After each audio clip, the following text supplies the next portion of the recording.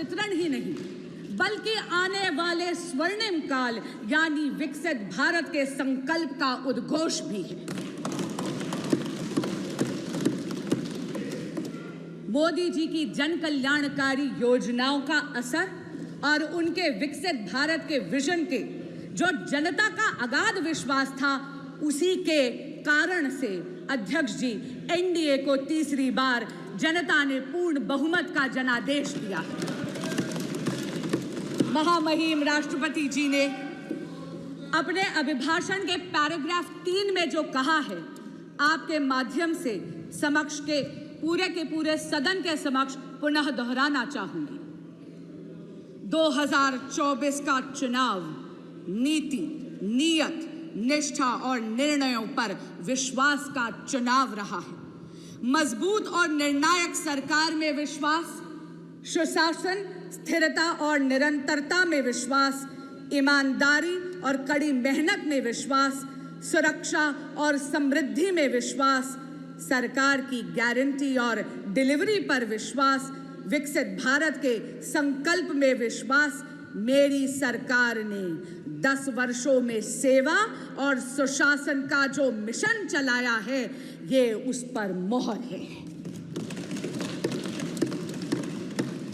अध्यक्ष जी, 1 दशक में ये पहली बार ऐसी सरकार भारत में आई है जिसकी कथनी और करनी में अंतर नहीं है। जो कहा वो किया।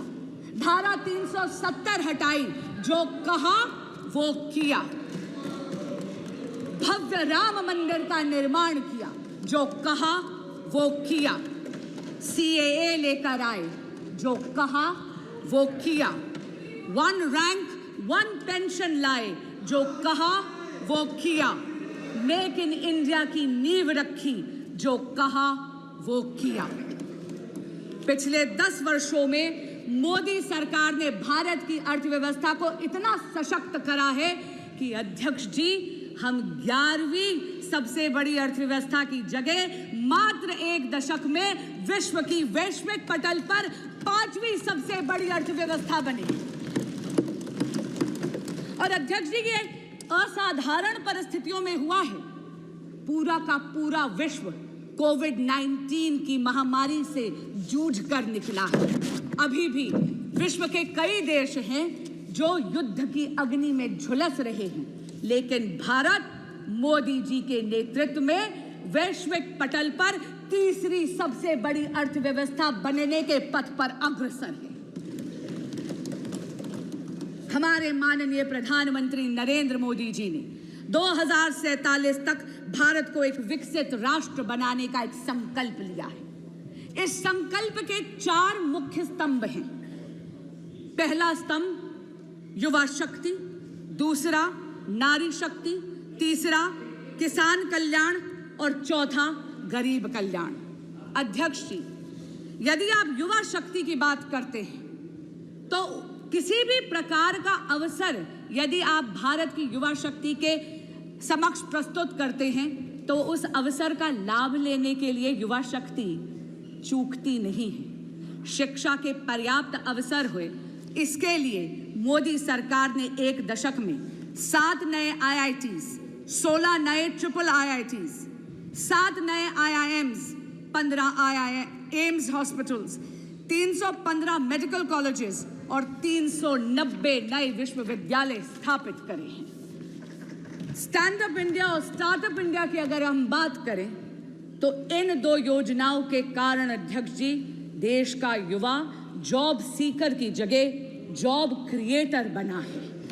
इस जॉब क्रिएशन से वेल्थ क्रिएशन की तरफ वो अग्रसर है। और आप जैसे माननीय अनुराग ठाकुर जी ने भी सदन के समक्ष रखा, आज भारत स्टार्टअप इकोसिस्टम में विश्व की 3rd लार्जेस्ट इकोसिस्टम है।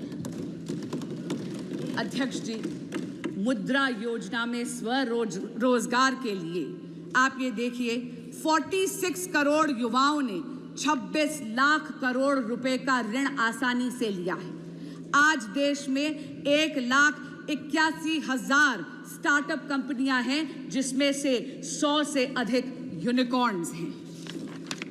पिछले 10 वर्षों में Bharat ease of doing business के इंडेक्स पे 142nd पोजीशन से 63rd पोजीशन पे पहुंचा है और पिछले 24 वर्षों में यानी 2000 से 2024 में ही भारत में कुल 990.97 बिलियन डॉलर्स का FDI आया है, जिसमें से अध्यक्ष जी 67% यानी 667.4110 बिलियन डॉलर्स मात्र पिछले एक दशक में एनडीए की सरकार में आया है।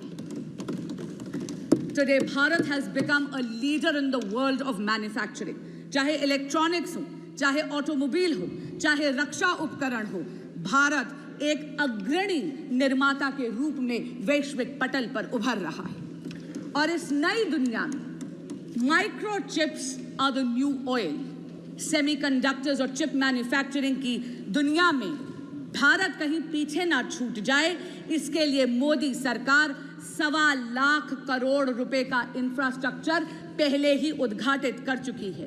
असम में 27,000 करोड़ का सेमीकंडक्टर का प्लांट भी बन रहा है। वो दिन दूर नहीं अध्यक्ष जी जब चिप मैन्युफैक्चरिंग और सेमीकंडक्टर्स की दुनिया में Bharat will be a global leader. प्रधानमंत्री नरेंद्र मोदी जी के नेतृत्व में भारत में बहुत ही ट्रांसफॉर्मेटिव प्रोग्राम्स आए हैं, जैसे डिजिटल इंडिया, जैसे मेक इन इंडिया, जैसे स्टार्टअप इंडिया। इनके कारण भारत के युवाओं की एंटरप्रेन्योरियल स्पिरिट को बहुत ज्यादा प्रोत्साहन मिला है। अब हम आते हैं विकसित भारत के दूसरे स्तंभ पर, यानी नारी शक्ति।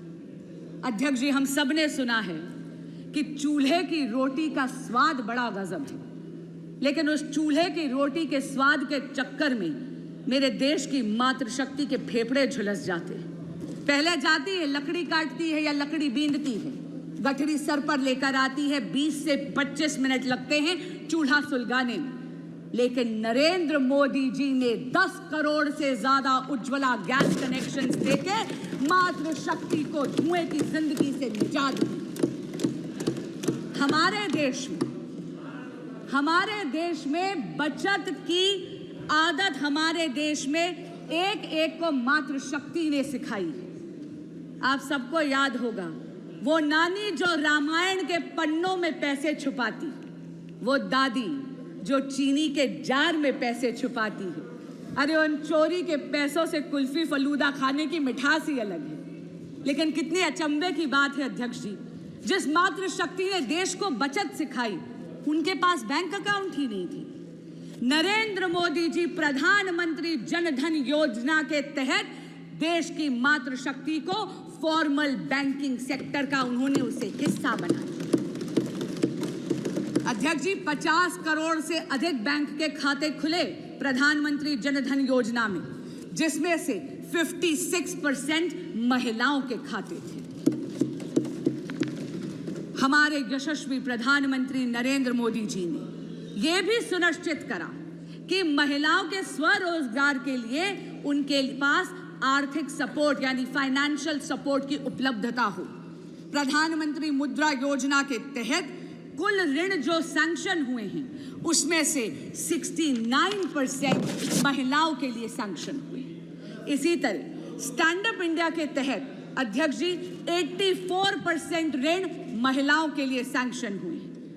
एनडीए सरकार ने 1 करोड़ लखपति दीदी का जो टारगेट रखा था सेल्फ हेल्प ग्रुप मूवमेंट के माध्यम से, वो तो पहले ही लक्ष्य प्राप्ति हो गई है। इसलिए मोदी सरकार ने अब ये लक्ष्य बढ़ाकर 3 करोड़ महिलाओं को लखपति दीदी बनाने का रखा।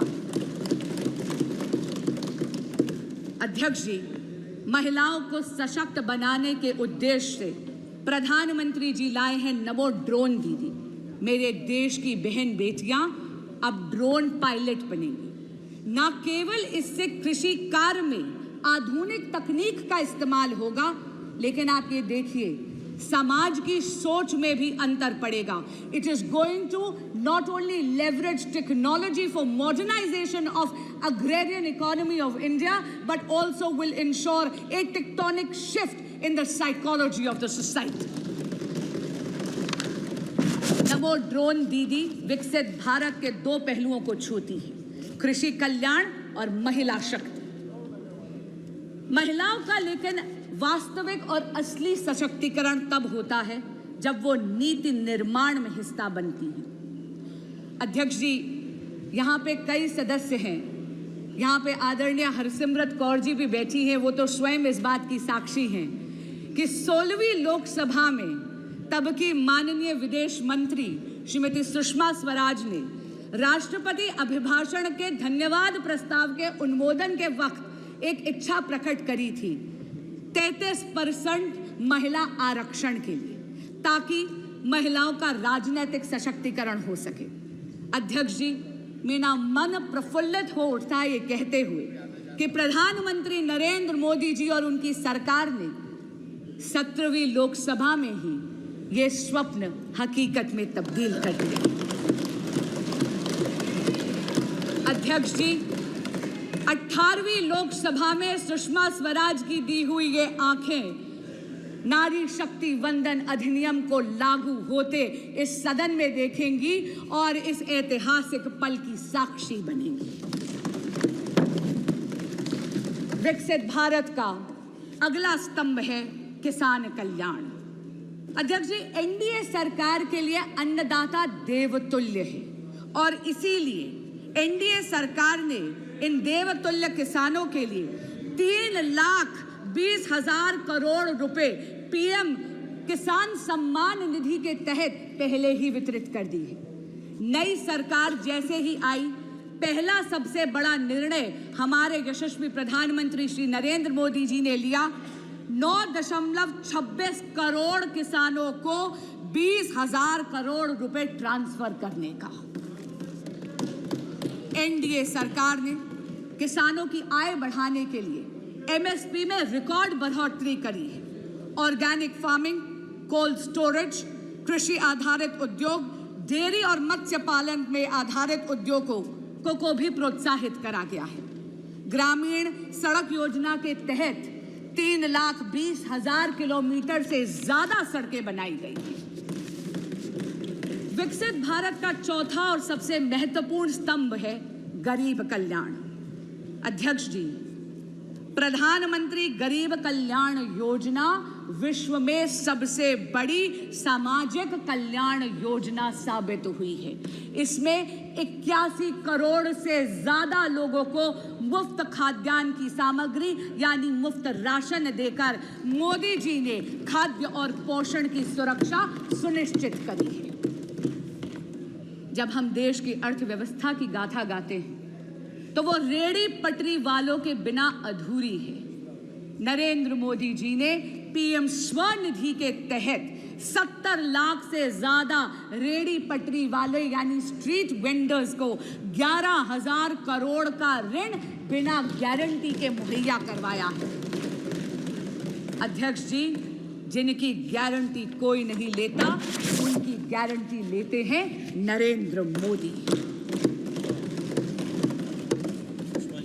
हर व्यक्ति का एक स्वप्न होता है कि अपनी पक्की एक छत हो। पीएम आवास योजना के तहत एनडीए की सरकार ने इस ख्वाब को हकीकत में बदला है। 4 करोड़ से ज्यादा पक्के मकान इस देश के गरीब को दिए गए हैं और अब पीएम आवास योजना के तहत 3 करोड़ और पक्के मकान बनाने का संकल्प लिया गया है। आयुष्मान भारत के तहत 55 करोड़ से ज्यादा लाभार्थियों को मुफ्त इलाज मिला है। लेकिन आने वाला जो भविष्य है वो बहुत ही स्वर्णिम है। अध्यक्ष जी, एक वक्त आता है हर युवा की जिंदगी में जब उस उम्र के पड़ाव में आपके माँ बाप आपके बच्चे बन जाते हैं और आप अपने माँ बाप के माता पिता। हर युवा को हर वक्त चिंता रहती है माँ बाप के इलाज की। आयुष्मान भारत में 70 बरस के हर वरिष्ठ नागरिक को और ट्रांसजेंडर कम्युनिटी को भी इसमें लाभार्थियों की श्रेणी में अब एनडीए की सरकार लाएगी। कितनी राहत की बात है, इस देश का युवा भी अब सांस ले सकता है कि 5 लाख रुपया सालाना माँ बाप की हेल्थ के प्रति सरकार मुहैया करवाने वाली है। पीएम सूर्य घर एक ऐसी फ्यूचरिस्टिक योजना है जहां पर आपके घरों के छतों पर सोलर पैनल्स लगाकर भगवान सूर्य नारायण की ऊर्जा को के माध्यम से मुफ्त बिजली बनाई जाएगी। और अध्यक्ष जी, मुफ्त बिजली से भी बेहतर है कि वो जो बची हुई बिजली है, एक्सेस बिजली, आप ग्रिड पर बेचकर एक नई इनकम का सोर्स, एक नया आय का सोर्स भी होगा। लेकिन मोदी सरकार अलग है अध्यक्ष जी, केवल नीति निर्माण ही नहीं करती, केवल योजनाएं ही नहीं बनाती, केवल उन योजनाओं का लाभ जन जन तक नहीं पहुंचाती, लेकिन वो लाभ सुनिश्चित हो, लास्ट माइल डिलीवरी हो, उसके लिए विकसित भारत संकल्प यात्रा भी निकालती है। अध्यक्ष जी, मोदी की गारंटी की गाड़ी आपके दरवाजे आती है, जनता के दरवाजे आती है। सभी सरकारी योजनाएं एक ही छत के नीचे है। आपको आधार कार्ड बनाना है, काउंटर वही है। पीएम स्वनिधि चाहिए, काउंटर वही है। आपको उज्ज्वला गैस कनेक्शन चाहिए, काउंटर वही है। गुड गवर्नेंस के साथ साथ accessibility to that good governance Modi सरकार सुनिश्चित करती है। एक अच्छी सरकार जो आए आपके द्वार। अध्यक्ष जी, सरकारें आई और सरकारें गईं। गरीबी हटाओ, गरीबी हटाओ केवल एक चुनावी जुमला बनकर रह गया था, लेकिन यशस्वी प्रधानमंत्री नरेंद्र मोदी जी ने सुनिश्चित करा 25 करोड़ लोगों को मल्टी डिमेंशनल गरीबी की रेखा से उठार। आज का दिन एक बहुत ही महत्वपूर्ण दिन है। अध्यक्ष जी, मैं स्वयं एक वकील हूं और खुद अपने व्यक्तिगत अनुभव से कहती हूं कि आज का दिन 1 जुलाई हम वकीलों की फ्रेटर्निटी में उत्साह का माहौल लाने वाली है, क्योंकि 1 जुलाई से भारत में भारतीय न्याय संहिता लागू हो रही है।